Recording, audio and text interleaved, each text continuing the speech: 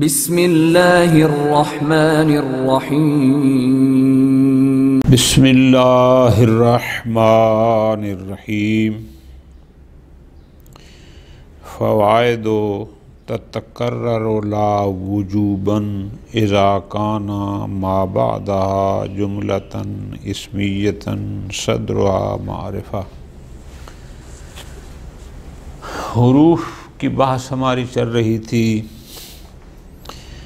حروف جواب کے بعد حروف نفی، یہ ہمارا موضوع تھا۔ گزشتہ درس میں ہم نے پڑھا کہ لم، لما، لن، لا، ما، ان نافیہ، ان شرطیہ بھی ہوتا ہے، فی الحال ہم ان نافیہ کی بات کر رہے ہیں کہ یہ حروف نفی ہیں۔ خوب، فوائد میں جو پہلا فائدہ ہے وہ اس سے متعلق ہے کہ بعض مقامات پر 4-5 مقامات ذکر کر رہے ہیں جہاں لا نفی کا تکرار واجب ہوتا ہے، جائز نہیں بلکہ واجب ہوتا ہے کہ لا نفی کا تکرار کیا جائے۔ نمبر 1، اگر لا کے بعد ایک ایسا جملہ اسمیہ ہو کہ جس کا صدر جملہ یعنی مبتدا معرفہ ہو، ایک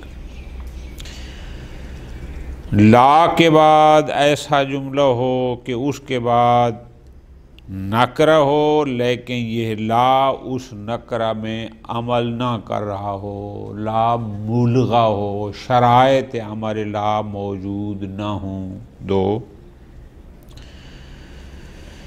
یا جملہ نہیں مفرد ہے لیکن وہ خبر ہے۔ 3، یا مفرد ہے لیکن وہ موصوف کی صفت ہے۔ 4، یا اس کے بعد فعل ماضی ہے جو لفظاً بھی ماضی ہو اور معناً بھی ماضی ہو۔ 5، ان 5 مقامات پر لا نفی کا تکرار واجب ہے۔ اب ان کی مثالیں بالکل آسان سی بات ہے۔ فرماتے ہیں تکرر لا وجوباً، یعنی لا کا تکرار واجب ہے، وجوباً لا تکراراً واقع ہوتا ہے 5 مقامات پر۔ نمبر 1، آپ اس طرح لکھیں گے آپ کو آسان ہو جائے گا۔ پہلا مقام جہاں لا کا تکرار واجب ہے وہ یہ ہے، اذا کان بعدها جملۃ اسمیۃ، اگر لا کے بعد جملہ اسمیہ ہو، صدرها معرفتاً، کہ اس کی ابتدا، صدر جملہ جس کو آپ کہتے ہیں کہ اس کی مبتدا معرفہ ہو۔ جیسے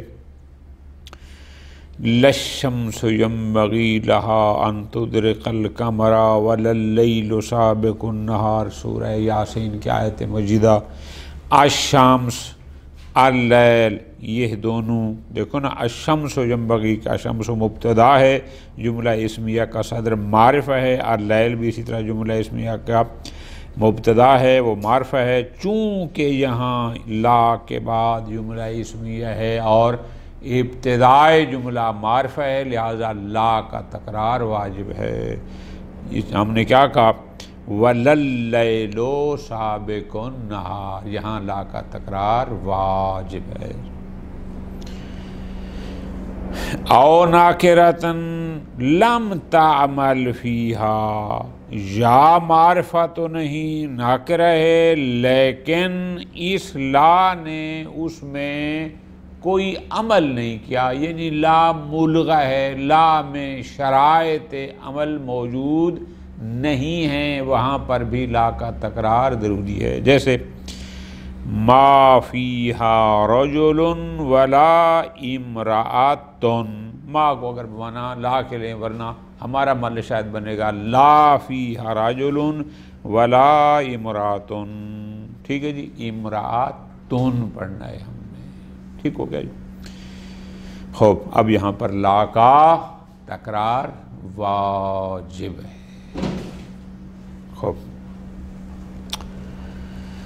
او مفردن من خبرن، لا کے بعد جملہ نہیں مفرد ہے اور وہ خبر ہے، لا کے بعد جملہ نہیں مفرد ہے لیکن خبر ہے تو بھی لا کا تکرار واجب ہے. جیسے زیدن مبتدا، لا شاعر ولا کاتب. اب ولا کاتب، اب کاتب مفرد ہے جملہ نہیں ہے، خبر ہے زیدن کے لیے، تو فرماتے ہیں یہاں پر لا کا تکرار ضروری ہے.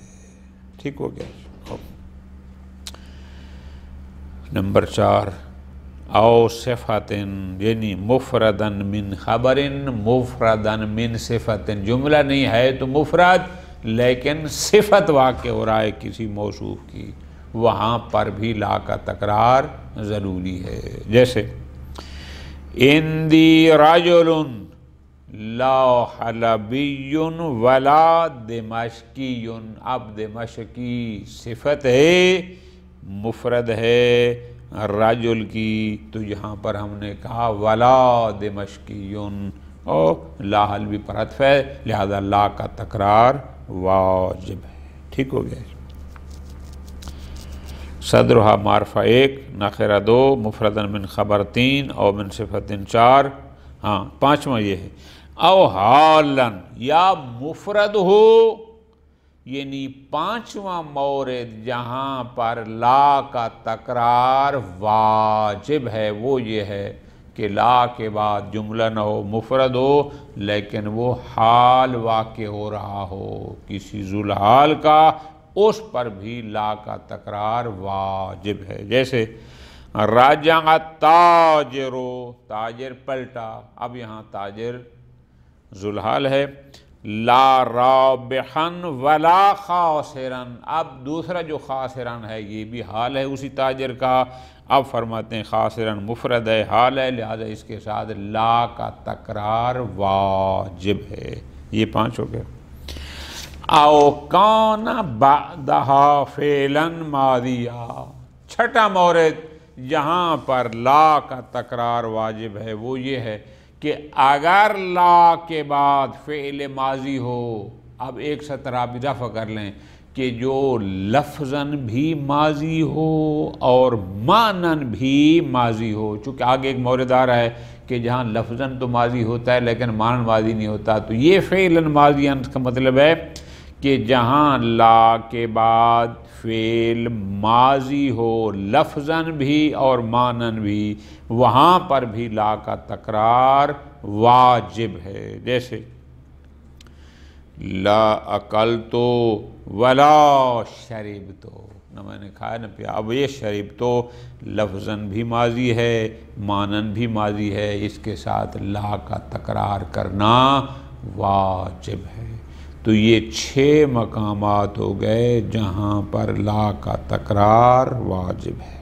ٹھیک ہو گیا. فرماتے ہیں فَإِن كَانَتْ فِعْلًا مُضَارِعًا، اگر لا کے بعد فعل مضارع ہو، جیسے لا اشرب من عصیر هذه الکرمہ، میں اس انگور کے جوس سے نہیں پیوں گا، کرمہ کہتے ہیں انگور کو، لا اشرب، اب یہ فعل مضارع ہے. او ماضیاً فی اللفظ، یا ایسا فعل کہ جو لفظاً تو ماضی ہو لیکن معناً ماضی نہ ہو بلکہ مضارع ہو. جیسے لا فض اللہ فاقہ، فض لفظاً تو ماضی ہے لیکن چونکہ یہ دعائیہ ہے تو دعا میں تحقق مستقبل میں ہوتا ہے، تو لہٰذا لا فض اللہ، اللہ تمہارا منہ نہ توڑے، یعنی دعا ہے اس کے حق میں ہے. لا فض اللہ، اب یہاں فضا اگرچہ لفظاً ماضی ہے لیکن چونکہ معناً مضارع ہے، لم یجب التکرار، ایسے مورد پر لا کا تکرار واجب نہیں. تو 6 مقامات پر لا کا تکرار واجب ہے، ان موارد میں نہیں. ٹھیک ہو گیا جی، ختم. حروف نفی میں ایک لا ہے، با لاتا، اس میں بحث ہے، انشاءاللہ مغنی میں تفصیل پڑھیں گے ہم، ہاں اس کو زیادہ لمبا نہیں چھیڑتے.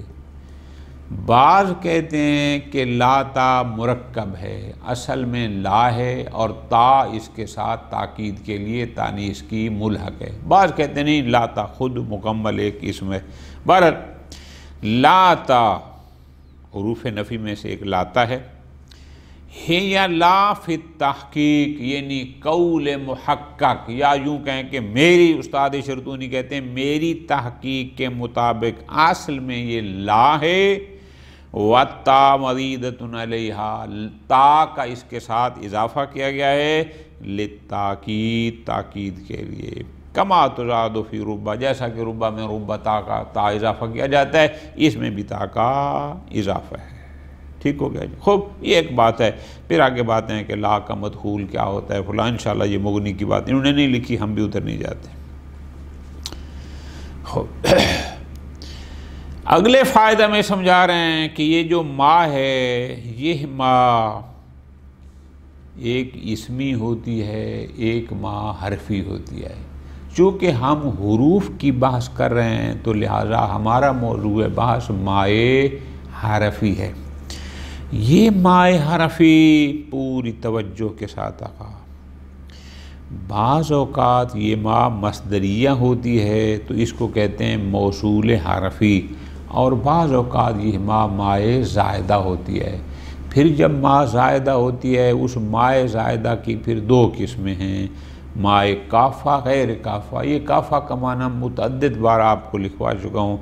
مائے کافہ، کافہ کا معنی مانع، یعنی ایسی ما جو عامل کو عمل کرنے سے روک دے۔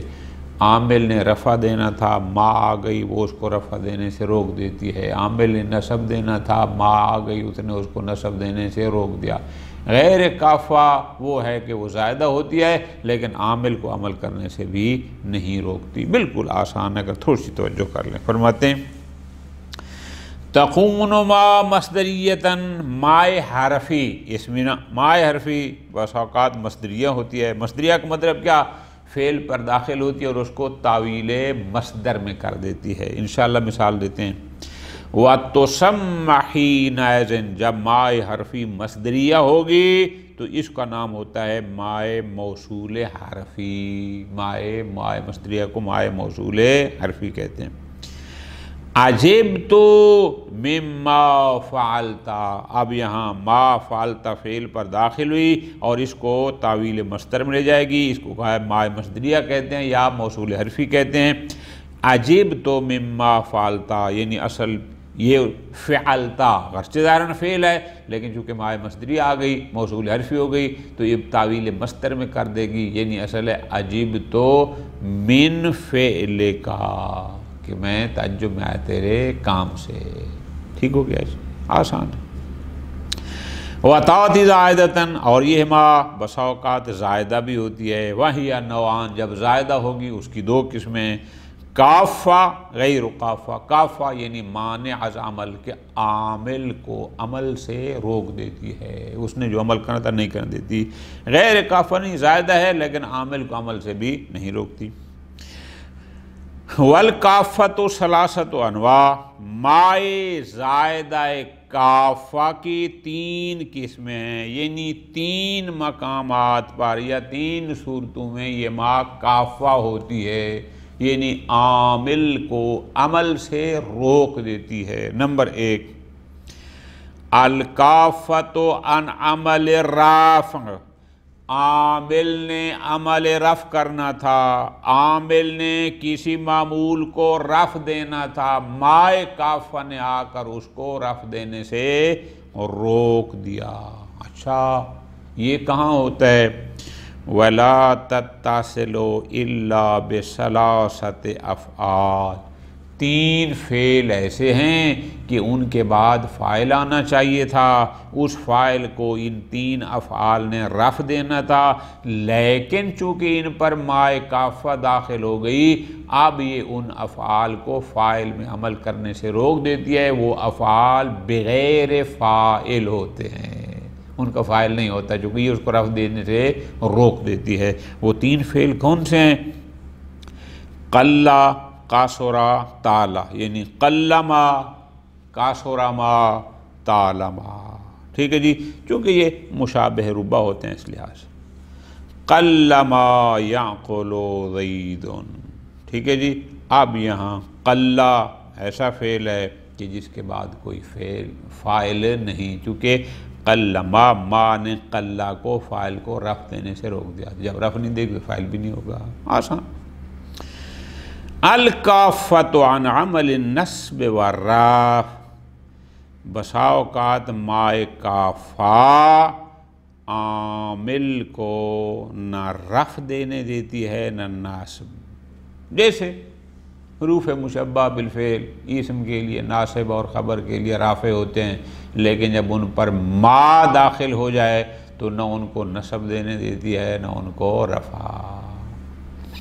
ہی المتصلۃ بإن واخواتہا، یعنی ان کا مراد کیا ہے؟ حروف مشبہ بالفعل پر جب مائے کافہ داخل ہو جائے نہ وہ ناصب رہتے ہیں نہ ہی رافع۔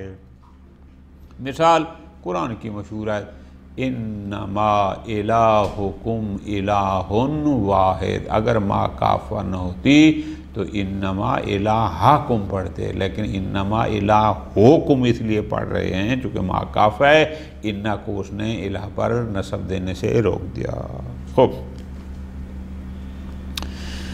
تیسری قسم الکافہ نمر الجار، کہ مائے کافہ جار کو جر دینے سے روک دیتی ہے۔ وَتَتَّصِلُ بِأَرْبَعَةِ ظُرُوفٍ بین بعد حیث و اذ، یہ چار ظروف ہیں، دائم الاضافہ ہیں، ہمیشہ مضاف ہو کے استعمال ہوتے ہیں، اور ان کا کام ہوتا ہے مضاف الیہ کو جر دینا، لیکن جب ان پر مائے کافہ داخل ہو جائے پھر یہ جار نہیں رہتے۔ یہ چار ظروف ہیں، بین، بعد، حیث اور اذ، ٹھیک ہے۔ مائے زائدہ کی دو قسمیں تھیں، کافہ اور غیر کافہ۔ کافہ کے ہم نے تین موارد بیان کر دیے، اب غیر کافہ فرماتے ہیں غیر کافہ اس کی دو قسمیں، بسا اوقات مائے زائدہ غیر کافہ عوضیہ ہوگی، یعنی کسی لفظ محذوف کے عوض میں اس کو ذکر کیا جائے گا، اور بسا اوقات مائے زائدہ ہے اور کسی لفظ محذوف کا عوض بھی نہیں ہے۔ مثالیں بڑی آسان،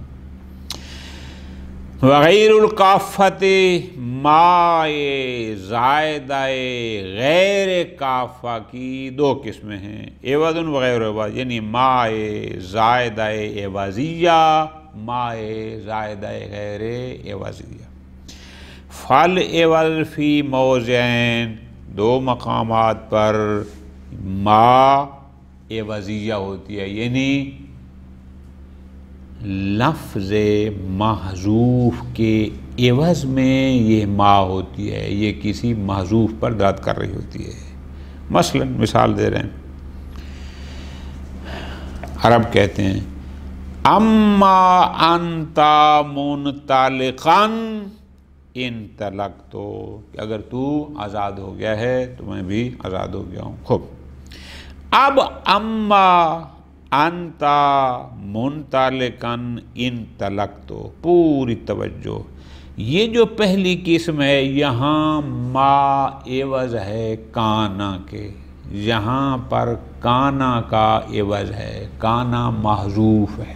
اچھا، اما انت منطلقا اصل میں تھا لئن كنت منطلقا، اب ان کو لکھ لیں ورنہ آپ کو بھول جائے گا۔ اما انت منطلقا اصل میں تھا لئن كنت منطلقا۔ اب لئن کنتا، کانا کو ہم اختصار کی وجہ سے حذف کر رہے ہیں، تو اب کنتا میں جو ضمیر متصل تھی ظاہر ہے وہ منفصل میں تبدیل ہوگی، تو یہ بن جائے گا لا ان انتا، لئن انت، ٹھیک ہو گئے ہو۔ اب لئن انت ہو گیا، تو اب ہم نے اس کانا کے عوض بھی تو کچھ لگانا تھا یا نہیں لگانا تھا؟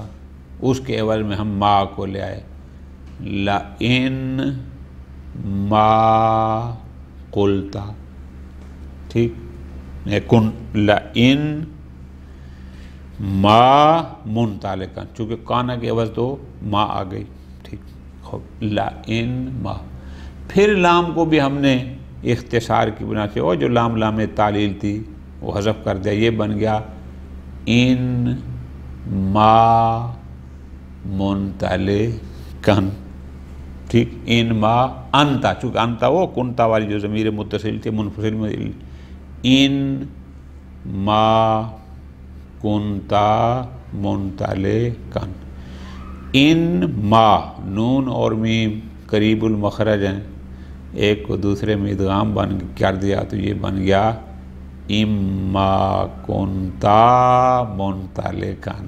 اب تھوڑی سی کو دوبارہ سن لیں، اما انت منطلقا اصل میں کیا تھا؟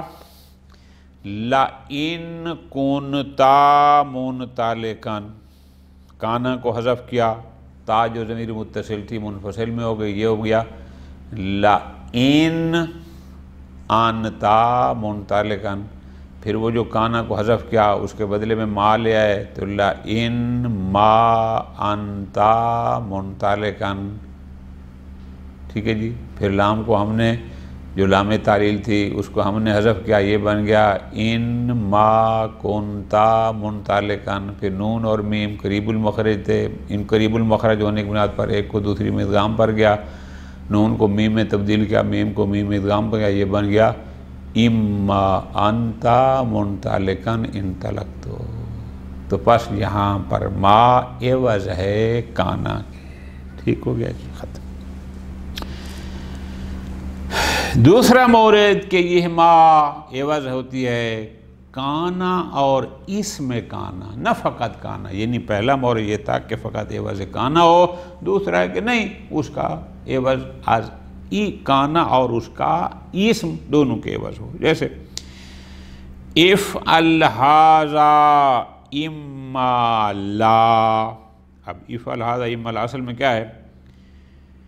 افعل ھذا ان کنت لا تفعل غیرہ، اب یہاں پر ان کنتا یعنی ہم نے کیا کہا کہ کانا کو بھی حذف کیا اور اس کے اسم کو بھی حذف کیا، اور لا کو صرف اس لیے بطور علامت رکھا ہے او لا تفعل غیرہ کو کہ افعل ھذا اما لا، یعنی لا تفعل غیرہ، اس کا جواب بھی تھا کہ ان لا تفعل غیرہ افعل ہونا، لیکن وہ پہلے چونکہ افعل آ چکا ہے وہی کافی ہے، دوبارہ کہنے کی ضرورت نہیں ہے۔ یہاں پر اما لا جو ما ہے یہ کانا اور اس کا اسم دونوں کے عوض میں ہے، نہ فقط ایک۔